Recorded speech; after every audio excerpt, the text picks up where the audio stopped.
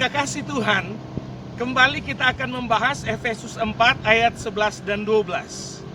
Rasul Paulus memberikan suatu pencerahan dan revolusi mental sebenarnya lewat ayat 11 dan 12 dari suratnya kepada jemaat di Efesus. Paulus sebenarnya sedang berkata begini kepada para pemimpin jemaat di Efesus.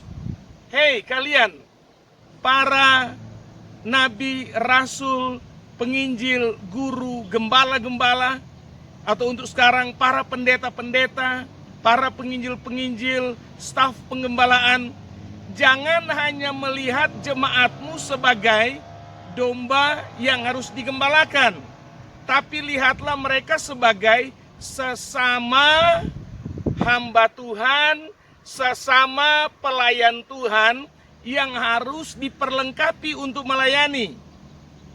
Kalau melihat jemaat hanya sebagai domba yang digembalakan, maka yang terpikir adalah bagaimana supaya domba itu gemuk, bagaimana supaya bulu domba itu bisa banyak, subur dan bagus, bagaimana supaya waktu pengguntingan bulu domba maka akan ada keuntungan, bagaimana supaya domba itu bisa mendapatkan keuntungan dari hasil dagingnya misalnya, dari hasil anakannya misalnya.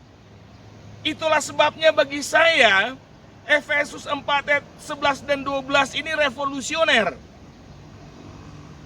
Tugas gembala adalah melihat jemaatnya sebagai sesama hamba Tuhan untuk diperlengkapi. Di tahun-tahun 2005-2007, kami waktu masih di Bless Indonesia Dawn Ministry selalu mencanangkan bahwa every Christian, every believer is a minister. Setiap orang Kristen, setiap orang percaya adalah pelayan Tuhan. Every home is a church. Setiap rumah adalah gereja. Every church is a training center. Setiap gereja yang adalah rumah itu, setiap gereja juga menjadi pusat pelatihan. Jadi jemaat, setiap anggota jemaat adalah pelayan Tuhan. Setiap rumah adalah gereja. Dan setiap gereja adalah pusat pelatihan. Melalui COVID-19, pandemi corona ini, kelihatannya itu terwujud. Sekarang gereja-gereja besar kan nggak bisa beribadah online di rumah-rumah. Jemaat harus tahu memperlengkapi dirinya sendiri dalam melayani. Dan pertanyaannya bagi para pendeta, bagi para hamba Tuhan, bagi para gembala sidang, perspektif apa yang kita pakai ketika melihat jemaat kita? Apakah melihat mereka sebagai domba yang harus diberi makan, atau sebagai rekan hamba Tuhan yang harus diperlengkapi supaya mereka juga, jemaat juga, bisa dan layak dan terlatih untuk melayani Tuhan. Gereja bukan hanya sebagai rumah sakit, tapi gereja juga harus menjadi barak tentara.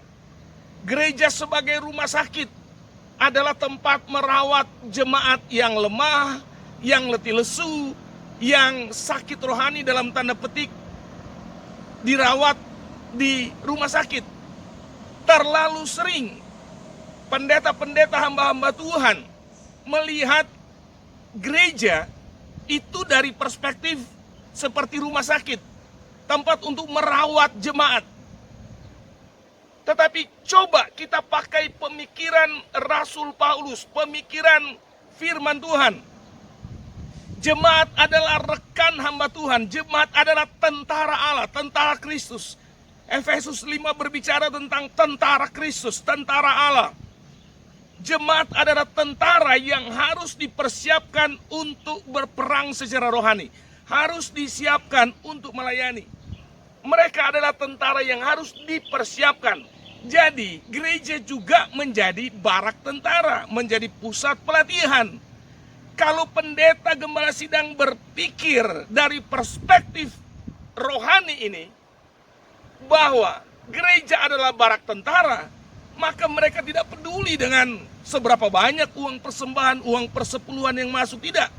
Mereka akan berpikir tentang seberapa banyak jemaat saya terlatih untuk melayani karena mereka sebagai tentara Allah. Pendeta, tugas utamanya menurut Efesus 4 ayat 11 adalah sebagai pelatih. Adalah sebagai, kalau istilah militer, pelatih militer di barak, dan juga ketika berperang dia menjadi kapten, menjadi kepala regu, menjadi komandan regu, komandan batalion, komandan peleton yang memimpin di depan dan melatih anak buahnya untuk melayani, untuk berperang, untuk berfungsi bagi kerajaan Allah. Kiranya firman Tuhan ini memberikan perspektif baru bagi kita untuk melayani Tuhan. Shalom.